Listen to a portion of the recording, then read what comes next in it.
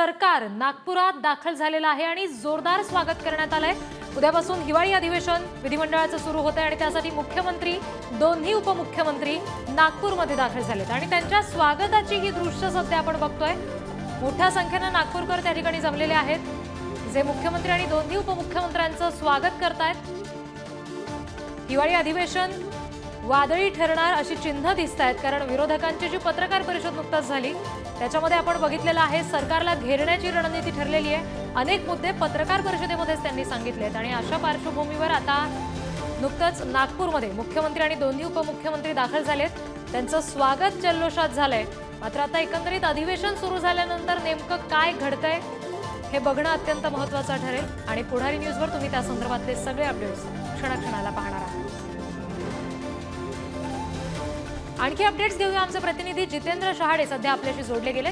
जितेंद्र, काय नेमकं वातावरण आहे? मुख्यमंत्री उपमुख्यमंत्र्यांच्या स्वागताला जमलेले लोक दृश्यांमध्ये आम्ही बघतोय।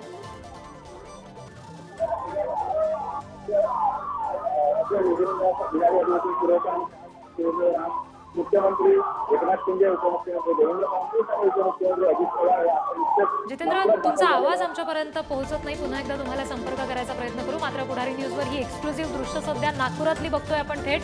मुख्यमंत्री आणि उपमुख्यमंत्री दोन्ही उपमुख्यमंत्री हे नागपूरमध्ये दाखल झालेत हिवाळी अधिवेशनाच्या पार्श्वभूमीवर आणि त्यांचं जल्लोषात नागपूरमध्ये स्वागत करण्यात आलंय।